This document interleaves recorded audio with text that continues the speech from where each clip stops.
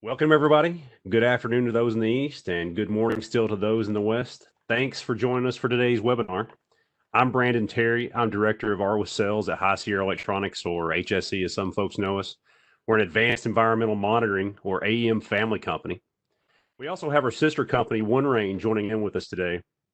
HSE and OneRain are leading providers of road weather solutions for many state and municipality in their road maintenance divisions here in the United States. Just a few housekeeping things before we get started today. If you have any questions during the presentation, please feel free to type them into the question box located in the WebEx window that we have on the screen. We'll be monitoring those throughout the webinar, and we can call those out as they come available. And we have an appropriate time to do so. And also, we'll have some time available at the end of our presentation for some questions opened up to the floor. If you notice on the screen there in the bottom of your WebEx box, please be sure to mute your mics or turn your video off. You don't need your video on to actually view the presentation, so you can turn that off, and that will minimize distractions for everyone presenting and the crowd attending the webinar. It would be hugely appreciated. Today we're presenting effective use of road weather data, or mobile road weather data in operations. We'll be providing you a brief tour of ARWIS technologies and a few examples of how road maintenance operations personnel can utilize their mobile road weather sensor technology to help make better decisions in their winter weather maintenance operations. Now, without further ado, I'll introduce ourselves today. So I'm Brandon Terry. I've introduced myself previously. I am the Director of Sales at HSE. I have about 15 years of experience in the weather industry, working as a contractor with NOAA's National Weather Service for their field hydrology programs, particularly flash flood warning programs. And then with High Sierra as a flash flood warning system specialist and flooded roadway warning specialist. That kind of the marriage of hydrology and roadways brought me over to the ARWIS space. And I've been doing the road weather stuff now for about 4.5 years. Next up, we've got Brett Hansen. He's the senior product manager, for the ARWIS division at High Sierra. He's also a degree meteorologist from the University of Utah. Brett has over 15 years experience in the road weather industry, and he's dealt with everything from forecasting to installing and maintaining sensors on vehicles and stations on the side of the road. When he's not chasing road weather, he's chasing the stars with his telescope and his camera. He's quite the amateur astronomer. Next up from OneRain, we've got Charles Yost. Charles joined us from, he joined OneRain back in 2013 as a meteorologist and a rainfall analyst. He holds a master's degree from Colorado State University with a focus on extreme precipitation. Charles is responsible for the strategic vision and development of the Contrail software platform at OneRain. And I don't know what Charles loves more, that precipitation or the LSU Tigers that he is undergrad alma mater from. All right, so what are we talking about today? We're going to go over first why road weather is important and why that information is important, the impacts of weather on the roadways and the impacts of maintaining our roadways, what tools are available to our decision makers in roadway maintenance. We're going to go through our road weather technology overview really briefly. We're going to go over mobile road weather vehicle architecture. I'm going to pass it over to Brett Hansen at that point. He's going to take us through that. How we use mobile road weather So how we use mobile road weather information in our operations, and then also we're going to take some scenarios and show you in some examples how we do that. And then we're going to start wrapping it up and say where is the mobile technology going down the road? And then we'll go over the takeaways from today.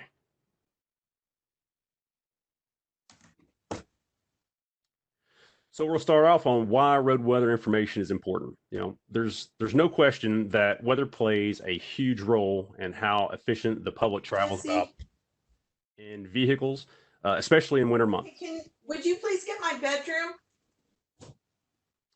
So Ryan's room. So 70% of the United States roads are in snowy regions.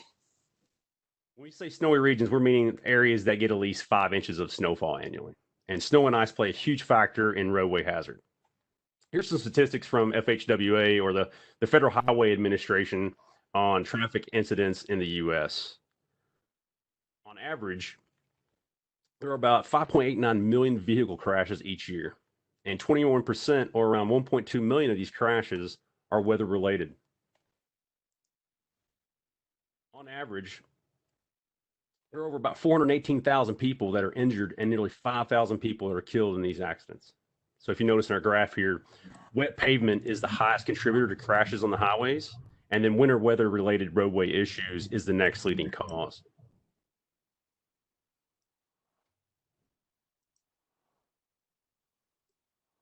So what's the impacts of the weather on the roadways?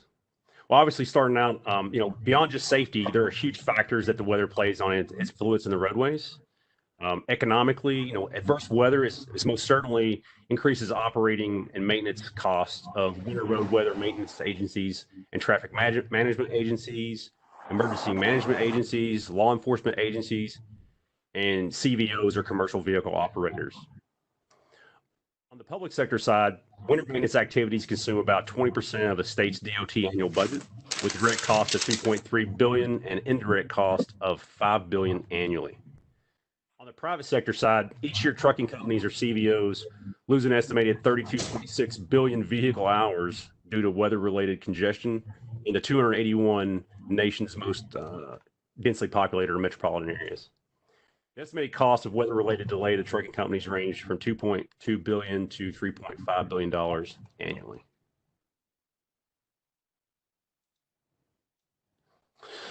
So environmental, there are many environmental impacts that de-icing and winter weather maintenance activities have on watersheds around the U.S. De-icing activities have been found to be the dominant source of salt in urban areas of the northern U.S., according to the United States Geological Survey study, or the USGS study that began as early as 1960 at some points, and then ended as late as 2011 in some locations. Chloride levels have increased substantially in 84% of the urban streams analyzed. The level were highest during the winter season, but basically during the off seasons, the level was increasing, but overall not as great as it was during the winter seasons.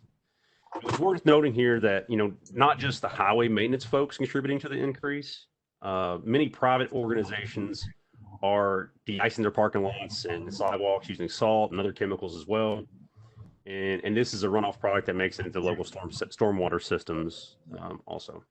There's ways to monitor this type of runoff, and our AEM companies, our sister companies, we have solutions to monitor this, but I don't think we have time today, but this is something that maybe we can do in a future webinar. And then moving on to societal. So, adverse weather conditions on the roadways affect our society in many ways. From longer times in the car, on commutes due to flooded roadway detours or icy roadways, slowing down traffic flow. This all comes down to more stress on the driver due to additional time and awareness required for traveling, to travel safely on the roads. Some examples that we don't really think about on a daily basis are road conditions causing a person to be late for work or miss an important family event, such as a recital. A family grieving after losing a loved one, when they're just on a daily commute, to a weather-related traffic accident, all the way to, indirectly where the price of food's going up at a grocery store due to bad weather season for transporting the goods, from the distribution centers to the store. So there's a lot of, things that we don't think about very often, and, how can we mitigate these adverse effects of weather on the roadways, which also directly impact us as a society. Hi, everyone. Before we continue on, just please mute yourself. We're getting a lot of background noise, and we're unable to mute people. So please just double check that you're muted right now. And even if you think you are muted, please just verify that you're muted, so that way we don't have any background noise, including you, Gary. Thank you. All right, thanks, Charles. So, as professionals, how can we monitor and be prepared to maintain the roadways, the best way possible? There are many tools and responsive strategies out there that allow maintenance providers to stay ahead of the curve. There's MDSS, which is Maintenance Decision Support Systems. These are road weather forecasting systems that couple ground truth data with forecasted data to guide maintenance personnel on what treatments to apply, when to apply them, to get the best possible outcome when managing a storm event. Next, we have weather savvy roads. So, the program is basically a twofold item consisting of Pathfinder, which involves FHWA, NOAA NWS, and private forecasting MDSS companies such as DTN, WeatherNet, and IMO. So integrating mobile observations. This is a collaborative effort between public agencies and private sector to provide the best possible singular public message to inform the motoring public, just exactly, what is going on and what current weather is currently affecting the roadways. The targeted goals of these programs are to bring up cost efficient operation, for proactive management, improve safety, mobility, and economy. Hey, Brandon, we got a question. What is IMO and how can these tools help an agency? That's a great question. So, IMO, or integrating mobile observations, this involves collecting weather and road condition data, from the government fleet vehicles, the snow plows, the maintenance trucks, and that are out there during these events. And the focus is on supplemental data from different sensors, installed on the vehicles, such as, the pavement temperature sensors or the meteorological sensors. This also includes the native vehicle data, such as windshield wiper status. Are they on? Are they off? Anti-lock braking status. Have they been activated? Has the TCS, the traction control systems, have those been activated? These are things I think Brett may cover here in a little bit, but to kind of stay on track. The data provides maintenance managers with an extremely detailed view of the weather on road conditions along the road network. And then, this information comes back and then supplements the MDSS, the systems that are after the maintenance decision support systems that we spoke about just previously. And then it also supports traveler advisories, warnings, ultimately resulting in improvement to the safety and mobility of the travelers. Hope that answers that question. Road Weather Index. So Road Weather Index is a series of performance indices that allow winter maintenance providers to put a metric to how well they're actually maintaining the roadway in relation to the capabilities of their organization and the storm severity. How hard is it snowing? It's just another tool that to analyze road weather information in near real time. We can also do it after a storm event, and that helps overall in our winter road maintenance strategies. And then finally, field technologies. And now this is where we're starting to get into the meat and potatoes of our presentation today and of what we do here as an organization at High Sierra and One Rain, basically fixed and mobile environmental monitoring stations, the ground truth. Road weather data is gathered, in real time, to provide this data to decision makers about how to respond to changing weather conditions. We'll move on to talking about kind of the field technologies here. Okay, so field technologies. You see the picture here, our traditional ARWIS. I think starting off, this is the technology that everyone has seen on the side of the road and most familiar with. Traditional ARWIS are obviously they're fixed locations. They provide many data points: wind speed, wind direction, precip type, rate, amount, air temperature, relative humidity, a lot of environmental and atmospheric measurements. We also get subsurface temperature from the roadway, surface condition, surface temperature, and surface friction.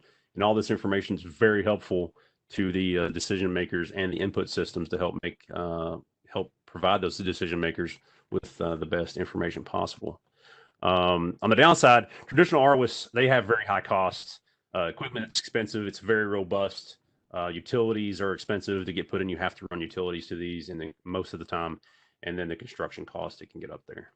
ARWIS Lite, or IoT, this is an exciting new area that we're actually moving into at High Sierra. We basically call these non-traditional sites. They typically have less sensors, such as surface temp and air temp, relative humidity, those type of parameters. They cost less, and they're very easy to install. They simply band up to poles or existing infrastructure that's near a highway, such as a sign structure. These can be used to monitor, localized recurring trouble areas. These can also be relocated, which is really cool. They're completely solar powered on the most part, and you can move them around to different locations if you need to, should you have another location pop up. And people use this organization. Some organizations, they'll use this type of solution to fill in the gaps, so to speak, for their their ARWIS network if they don't have a mobile system in place, and that it's just too mobile. So really, what is the mobile ARWIS? We have mobile ARWIS is any weather sensor that we're putting on a vehicle, providing information to either the driver via a local display or a central office on the roadway, and that's traveling on that the vehicle is traveling on. It's providing a dynamic measurement of the roadway in multiple locations, and I think I'll just leave it at that and take us down the path of what mobile technology is and what it's all comprised of. Exactly, I'm going to turn it over to our ARWIS product manager, Brett Hansen. Before the break gets started, if you're listening in and you've got your mic unmuted, please do mute your microphone. We're getting quite a bit of background noise. Thanks so much. Yeah, thanks, Brandon. So yeah, let's and I also want to thank everyone for joining today. It's good to see everyone here.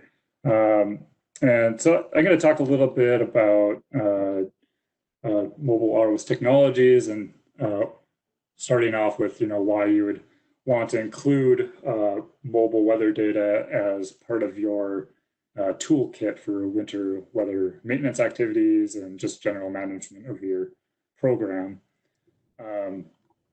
So one of the things with our traditional ARWIS stations that Brandon was talking about, there's a limited number of ARWIS that can be installed and maintained on the roadway. So we have and we can have very localized weather across a geographical area. So in between these weather stations can be a large distance, and there can be varying terrain in between. And to get a more robust picture of the roadway, we can fill in those gaps with mobile weather data. And the illustration kind of shows at the fixed location, the temperature's above freezing, and between we go below freezing. And to get that resolution, we're adding mobile surface temperature data to get that information.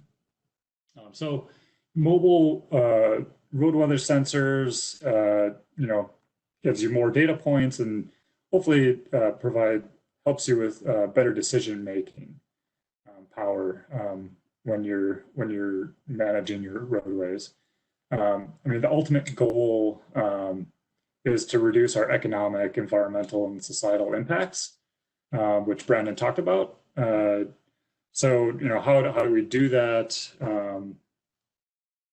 One way that has been in use for a long time is taking that road temperature data, and a plow driver takes that in real time with a display in the cab, and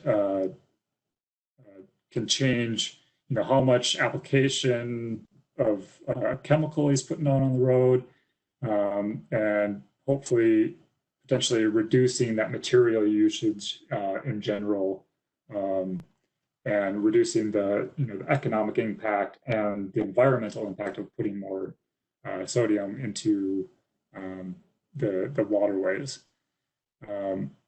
And then also knowing where your fleet is can certainly help with deploying your resources effectively. If you have, if you're showing that the road conditions are deteriorating in one area and not so bad in another, you could potentially deploy more resources in the more impacted area or the higher impacted area.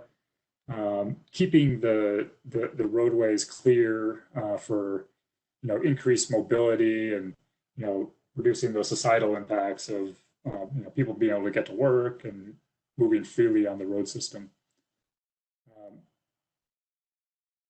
And we could also use these in operations to potentially automate some processes. For example, automatically updating road condition reports. Typically, plow operators are calling in road conditions, or there's someone manually entering in a road condition. We could potentially use mobile data to automatically update and improve our information to the public. And I was going to get into different types of mobile weather data out there. So on the OEM side, or this is kind of your standard vehicle, your car, your commuter cars and trucks out on the roadway. A lot of them now have your standard air temperature sensor. So this information is being displayed to the driver, and they can use that to maybe make an informed decision to slow down if their sensors saying that they're near or below freezing, and actually gives them real-time information that they can act on. And maybe in the future, as autonomous vehicles start becoming more widespread, those sensor packages start increasing, and I'll talk a little bit about that later. And on the next level, we have our consumer or prosumer sensors, and this would be like a aftermarket sensor that you would put on your vehicle, after you had bought the vehicle. This would be like a surface temperature sensor, or something along those lines, but maybe it's lower cost, and has a little bit less accuracy standards. But there could be many of them out on the roads that allow you to use that data to do some data analytics and verify that readings are accurate by using a lot of the data. The other type of sensor is kind of your more industrial and commercial, and that's going to be our main focus today, and kind of what High Sierra Electronics provides. They're typically more robust for rugged environments, installing on a plow, or maintenance vehicles that are out in very harsh environments. Typically, there's higher cost for these, but you do get higher accuracy standards. You may not have to check them against another sensor to verify their accuracy. They're accurate out of the box. And then the typical use of these is that government agencies or commercial companies like landscape management, those sorts of things. So so let's say you mentioned earlier about OEM sensors, and we've got all these newer trucks that are coming out. Let's say I'm a small municipality. I've got a couple of plow trucks. They've got built-in air temperature thermometers on them. It's going to tell me it's freezing outside. What's the advantage to having something that's more of a industrial commercial type sensor? Yeah, so typically you may have just your air temperature sensor, and that doesn't quite give you the entire picture of what's happening out on the roadway. So the surface temperature can vary fairly significantly from the air temperature. And one example would be if you're driving over a bridge, the main line can be warmer than the bridge, and so you want to know that what the actual temperature of the road surface is, because you may want to put down salt on the bridge before anything else. And air temperature alone doesn't quite give you that resolution of what's going on the roadway. And then kind of your more aftermarket sensors have that more that higher accuracy. You can. So is that mean like they're going down to like a is it more targeted exactly to the degree? Do we get half a degree? I mean, what's the more accuracy mean? Yeah, typical accuracy is plus minus 0.5 degrees Celsius. So you're, sub-degree resolution on that temperature. Less accurate may be 1 or 2 degrees Celsius difference. Thanks, man. So getting into the kind of the architecture of a typical system, you have your sensors that are mounted on a vehicle. These sensors communicate to maybe an in-cab display that shows the data. It also can be connected to a mobile processing unit or an AVL system. It's an automated vehicle locator system that takes the data and stores it and then provides it via some sort of telemetry to a software system where you can visualize the data. Talking more specifically about the vehicle mounted sensors, we have non-intrusive road condition sensors. From us, this would be our mobile eyesight. These types of sensors provide the pavement conditions. So from a moving vehicle, we're providing whether the road is dry, damp, wet, slushy, snowy, or icy.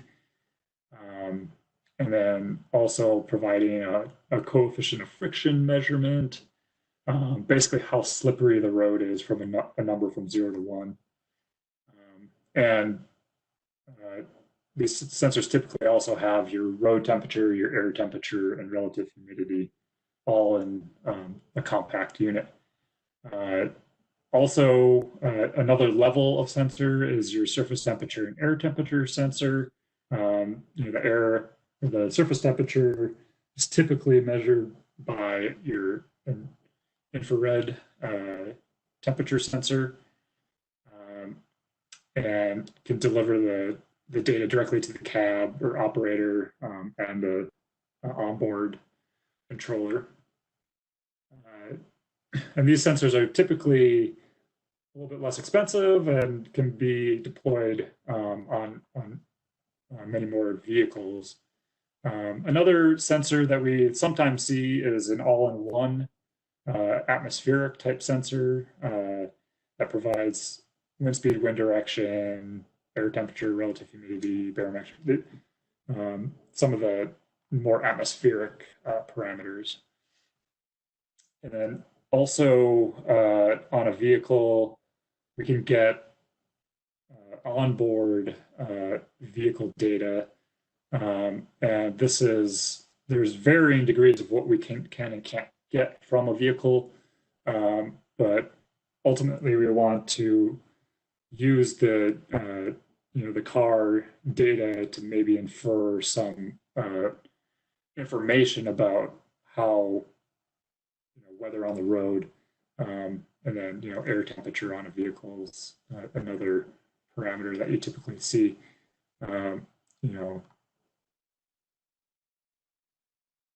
Ultimately, we want to know things like the vehicle stability systems. Is the traction control engaged or not, or is the windshield wiper going or on or off? Typically, these are proprietary information, hard to get off of a vehicle. Hopefully, that may change in the future. This would be a big help to know a lot of that data and being able to analyze that. Another type of sensor could be a dash camera as well. So actually looking out the window of a vehicle at a camera image to verify what's going on. I'm sorry, did you just...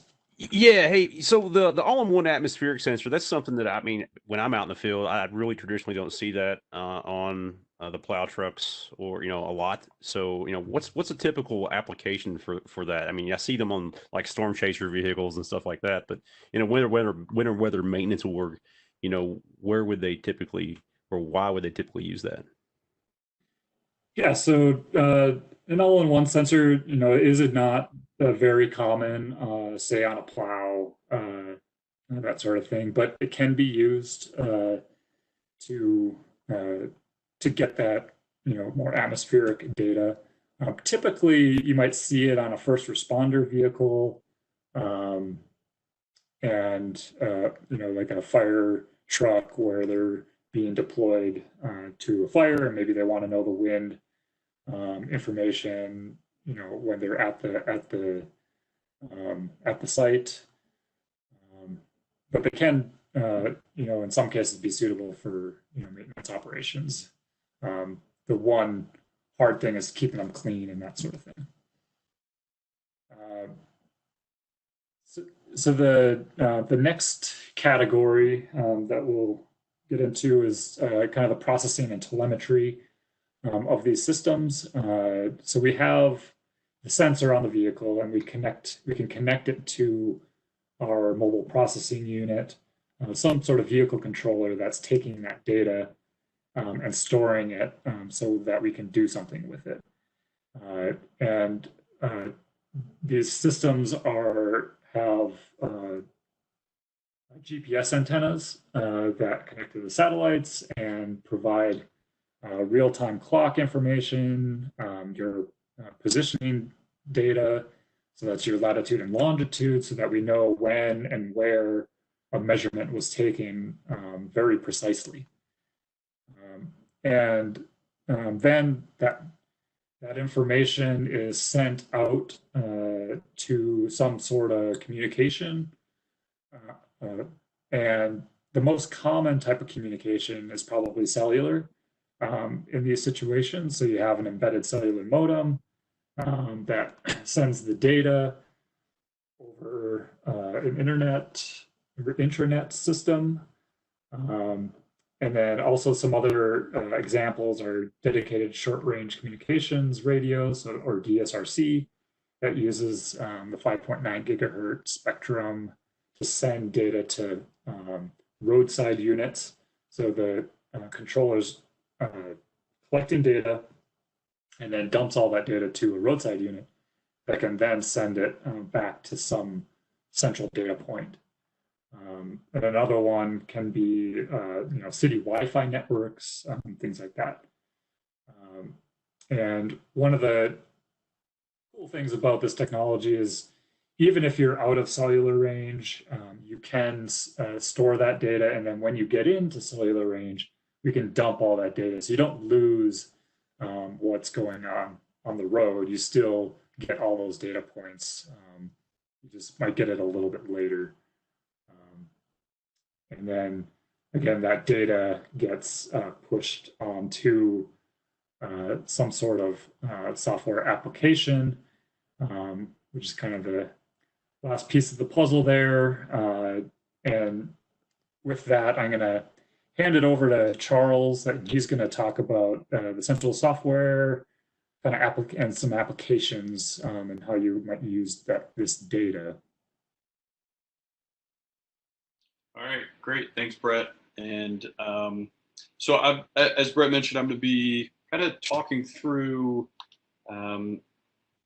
what for central software, what are the different types, what are some things that we can look at, and then walk through some of the benefits of using central software. And then I'm going to walk through 3 examples that I think really highlight kind of what we were talking about today.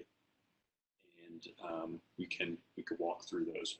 So central software, this really is, from a data collection standpoint, kind of that final data path within that larger architecture scheme that we saw. So it is that central point where all of the data is going to get aggregated into. So it's both the mobile data, so all that data that is on telemetry and on plow trucks and division trucks and any other type of vehicle that we want information that's moving throughout a storm. All that data gets combined into a central software, as well as the fixed RWIS. So those single point locations that we were talking about, that software or that data is pushed into the software. So combining both the mobile and the fixed, as well as any other camera images that we have, either from the fixed RWIS or from plow trucks that have those dash cameras. as well as any other information, including forecast information, as well as any other GIS layer, or anything like that. And what that gives you is what we call a single pane of glass view, right? So you have all that information in one spot. You're not pulling up multiple web pages or software that's only on certain computers. All of that is brought into one heads-up display that you can hit it either if you're out in the field or back at the office. There's a couple different types of this with all varying degrees of capabilities and features. So everything from the private industry, including Contro, which we see here, but also MADIS, as well as some traffic management systems, kind of have that ability to collect multiple types of data points. We can create custom notifications that can be routed to the appropriate person. And that really allows for getting that information out for someone who might not be out, who might be out in the field, who may not have their computer up looking at the data. So it works for both kind of the system admin level that is looking at the data and maybe routing resources as appropriate, as well as those out in the field maintaining the roads that might not have a computer screen up and be able to really dig into the detail. We can take that data in, process it, understand it, and then send notifications out as the impacts warrant. And that really helps to system admins as well as individual operators to know when and where to respond based on these different types of data.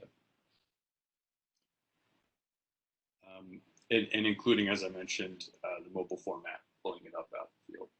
So what are some benefits of having central software? And particularly, why would you want to move that data out from the cab? Like if you had something, a screen in the cab showing the road temperature, what's the advantage of hooking it into one of these MPUs and telemetry and getting the data back in? So as I mentioned before, easily alarm on road conditions.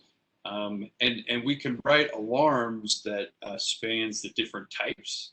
So whether it's fixed or mobile, having single alarms that can send out when a threshold's exceeded or multiple locations have hit a threshold, or if it's a certain amount of time has passed and we haven't had a new data point, something like that. We can easily adapt the alarms to meet whatever the operational strategy is for that particular storm or for a particular agency. This data can also be fed into forecast models to help drive accuracy of forecast models. So forecast models, especially with winter weather, they really struggle with not having enough data points. So that is something that, especially when early on in the storm, knowing when those critical thresholds are crossed, as well as what are those road conditions that have been impacted by the operators, and we can feed both the fixed and the mobile data into the forecast models. The fixed provides historical data, which allows us to go back and calibrate biases, do all kind of neat things with forecast models. But the mobile data particularly helps to fill in those gaps and allows the model to know, all right, if it's below freezing in this area, maybe down this ravine, it's likely also below freezing in this other area based on historical storms. So can it really help to drive the accuracy of forecast models and to better understand a storm event, both as it's unfolding and when we're maybe starting to get out of the clear based on that increased data volume. As I mentioned before, a single view. So combining the mobile and fixed data, the cameras that are either on the dash or on those fixed ROS sensors, as well as that forecast model data that we're looking at. So we're helping both increase the accuracy as well as display it all on one screen, so we can understand conditions throughout an event. We can also we store all this data forever. So we're able to go back after an event and run reports, look at trouble spots, see how a particular event unfolded, and it really helps to be prepared for the next storm, or the next storm that's similar to the one that just occurred. So if we're documenting where those trouble locations are, and for example, a particular bridge that continually has frost conditions and continue to have ice formation, we can record it and not have it be institutional knowledge or with a particular driver. We can document that information and then pass it on and maybe change route optimization or look to do some sort of other mitigation work for those particular areas. So documenting that mobile data is really critical to start building up a history of your trouble areas that most of the time is already known, but it does help to provide some quantitative data as opposed to using qualitative and institutional knowledge. And then we can also use that central software for varying road issues and seasonality. So especially when we get into wet weather, so some of those environmental issues that Brandon touched on, including water quality, it can be directly related to what we've done in the winter, and can be directly related to not being efficient and optimizing during our winter weather work. So as Brandon mentioned, there's a variety of solutions out there, but having one central software that can handle both the winter weather work and that mobile weather, winter weather information, but also having the ability to handle, say, low water crossings, so particular roads that flood, or water quality tracking to see how our winter weather operations have impacted different watersheds, especially over time. So bringing that data into one spot makes the seasonality work a little bit easier, especially from season to season. Charles, and that really does make sense because, in some locations, yeah, it could be snowing, like crazy up on top of the mountain, but then also in that same event, maybe dumping tons of precip down the valley, and to be able to get the flooding information and the water level information, as well as the snow information at the same time, it can be really helpful, I think, to be able to see all that in one spot. Yeah, that's a great point, especially as we get into these types of spring storms. If we're having any sort of rain on snow event, having a single view that you can combine both your winter weather and any of your hydrology needs or general meteorological needs, having one software combine all that information makes it reduces the risk of data slipping through the cracks or completely missing an event. All right, so with that, I'm gonna walk through 3 scenarios that really highlights kind of what we were talking about today. And the first scenario is a frost warning application. So this occurs, as most of you probably know, but it's worth just refreshing us. This occurs when the road temperature is below freezing, right? But the dew point temperature is above the road temperature. So we can see this is real data from an actual storm. Looking at the red line here is the road temperature, and we can see when that road temperature is below the green dew point line, we can enter into frost conditions, and it can be some really dangerous situations out there. So in the red block there, we can see we're completely frost covered, and then as we get closer towards when that road temperature warms up past the dew point, and then eventually on past the air temperature, we're starting to get into partially covered frost. Now this can vary a lot over our road segments and over our domain. So it might be in some areas depending on the topography and how the roads are set up. And so what we can do is that sensor that Brett was talking about earlier that measures air temperature, dew point, and road temperature, a relatively low cost sensor can provide a lot of value for detecting these type of frost warning situations. So we have the three values that's most important for tracking this. So air temperature, relative humidity and dew point, as well as road temperature. So we are able to, obviously we have those on the fixed RWIS locations, but we're able to get that data in between those fixed RWIS points and really to get a better sense, maybe leading up to an event or following an event if we're heading into these types of frost warning conditions. And then, as I mentioned earlier, this can also help to drive and verify what the forecasts are saying, as well as to understand if there's other areas of trouble spots in our domain. It's occurring in one spot, we're likely to have in others. So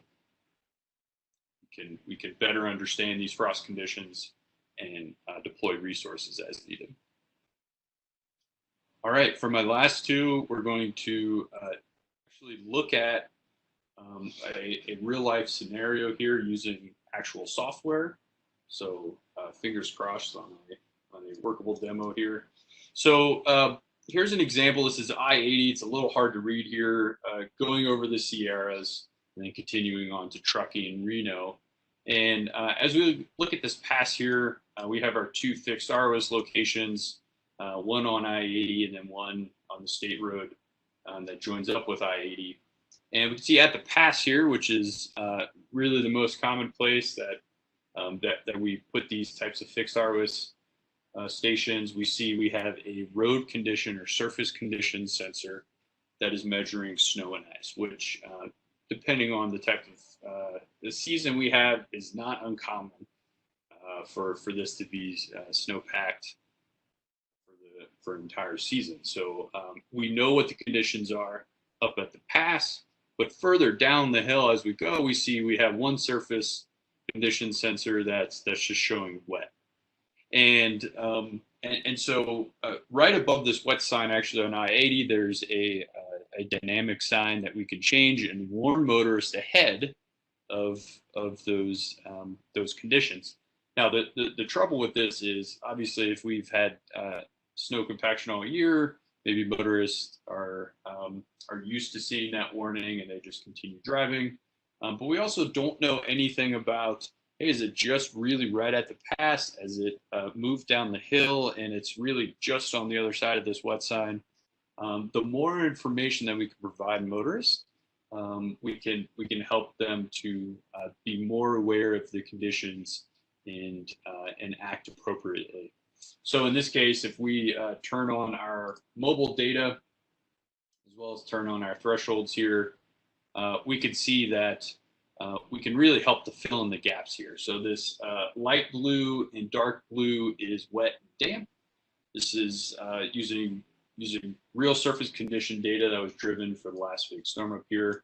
And we could see it's really changes to ice, that red threshold there, right before those conditions, right before that fixed ROS site. So maybe we're able to adjust the dynamic sign to let them know maybe how far up, as well as we can assign resources for the other side of this fixed ROS that's maybe having some issues with the roads and keeping the conditions appropriate.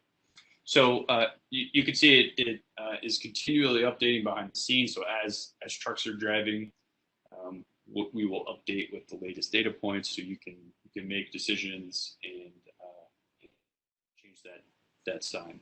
The other thing that we can use to leverage is Brett kind of touched on it, is instead of relying on the operators in the trucks to send in the actual road conditions, which is quite common, we can actually use this mobile data with some vetting, with some quality control, as well as maybe some minimum thresholds that we want to set for surface friction.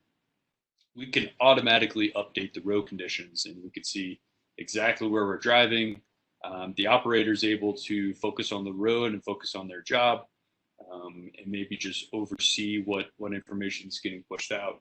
then the software is able to aggregate that fixed data as well as that mobile data to adjust what the public sees, or keep it behind a username and password and just what the system administrators see. All right, for my last example, just finish up very quickly here. So this is the system out in Overland Park. And really what we're going to look at is when we look at pavement state, we're able to get that information. So our fixed ROS locations throughout the city, what are those conditions? We're also able to bring in the snowplow operations and what they've treated, what road segments they've been on, whether the plow is up and down. All that gets fed into a third-party GIS system, but we're also able to take that mobile data and couple it with that snowplow operations as an independent data feed, gets combined on the back end, and then when we visualize it, we have both what has been treated, what the plows, whether they were up and down, as well as helping to fill in the gaps of what these fixed ROS sensors. So with that, I'm going to pass it back to Brett, and Brett is going to cover the future of mobile ROS and kind of where we're going. Yeah, thanks, Charles. Yeah, so the future of mobile ROS, and this is just a couple different examples. Certainly, there's a lot of exciting things that will be happening in the future, but I just want to touch on a couple things. The first being, using big data or analyzing large data sets. This would be kind of a example that I touched on a little bit earlier, where you may have a prosumer type sensor on thousands or hundreds of thousands of millions of vehicles, and you have millions of data points that you're trying to make sense of, and using machine learning and those types of things to take that data and use it to get a ground truth, what is actually happening on the pavement, and using that data to populate road weather models and improving our road weather model accuracies. That is one of the bigger things that using a lot of data for would be very beneficial. An example would be in the trucking industry. Brandon touched on that they lose a lot of hours due to weather. Well, we could plot a route on a map, and if you know when the conditions are going to deteriorate at a certain time on that route, when they're going to be there, you could potentially route around those weather impacts, and keep the flow moving, the trucking economic flow moving, maybe reducing traffic in those trouble areas and keeping, congestion is a very big deterrent of being able to keep the roads maintained. So if you can keep less cars on the road in a snowy road, it's easier for the plow drivers to keep that road clear, and increasing, mobility. And then and the other application that is a very big topic today is connected vehicles. So autonomous vehicles are starting to kind of show up on the roadway, and will continue to be something that we will need to deal with, as far as how do autonomous vehicles deal with weather. And one of those, so connected vehicles is part of that discussion. So vehicle to vehicle is a vehicle talking to another vehicle with some information. So an example would be, I'm driving down the roadway and I start slipping because there's a patch of ice. And my car tells another car behind me, hey, there's some ice on the road. It might be a audio or visual alarm to the driver, and they're able to slow down as they approach an impacted area. Or it's an autonomous vehicle and the vehicle automatically slows down. Also, vehicles can talk to infrastructure. So this would be a vehicle sending data to a roadside tower, and then that going to a central data point, and then doing something with that data. And that something could be talking to a group of vehicles that are farther away that the vehicle can't talk to the other vehicle. So it's providing data to a vehicle farther down the road. And the OEMs are starting to integrate some of this technology, and it's going to become bigger and bigger. And having sensors that can deal with these, the weather on the roadway will be beneficial for these technologies. So yeah, those are just a couple of things that I wanted to point on there. And with that, I'm going to hand it back over to Brandon, and he's going to talk about some of the takeaways. Yeah, so guys, thanks again for joining us. I'm going to wrap these pretty quick so we have some time for a couple questions. So for today, there's still work to be done to keep our roads safe via policy, road improvements, adding infrastructure, adding more sensors to the roadway. So, having it out there. Mobile RWIS is definitely one weather responsive traffic management strategy in a very large toolkit with the MDSS and the IMOs and the mobile gap filling. And it gets to the next thing. So, mobile RWIS is definitely useful for filling in those gaps between our traditional and our fixed RWIS stations. And, the data can be used in operations to eventually make some of those tasks and those notifications and those alarms all automated. Do we automatically change, the message signs and let the motorists know what's going on? And, one thing that we do know is that the future of mobile is looking super promising. And with the connected vehicle on the rise and the talk about self-driving plow trucks, I think mobile RWIS is very promising, and it's going to be here to stay. So, be aware, be responsive, be thorough, and be equipped for the future. So with that, I'm going to open it up. If anybody has questions, feel free to unmute yourself, take the floor. If not, here's our contact information. Feel free to reach out to any of us. Give us a call. We'd be glad to chat with you about what we went over today.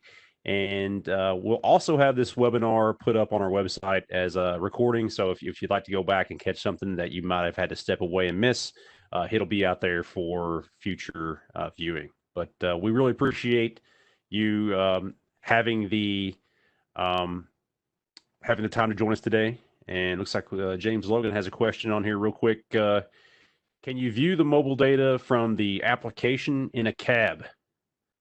Brett or Charles, do you want to take that, or would you like me to answer?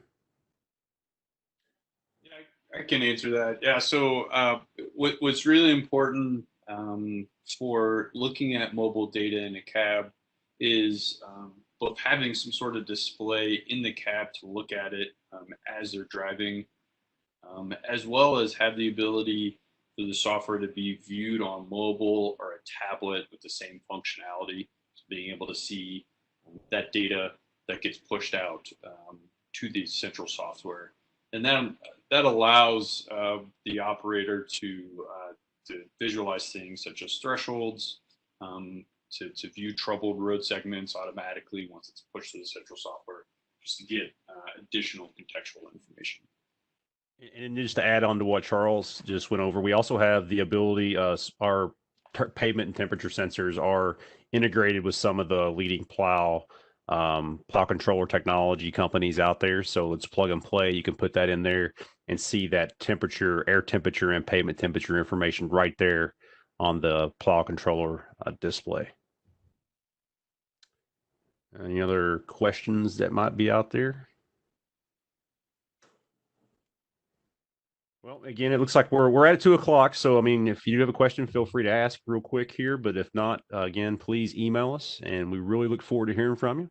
And we'll hope to have another webinar for our ARWIS division here in the upcoming months, especially before we get into the next maintenance season. So, again, thank you very much, everybody, and be safe.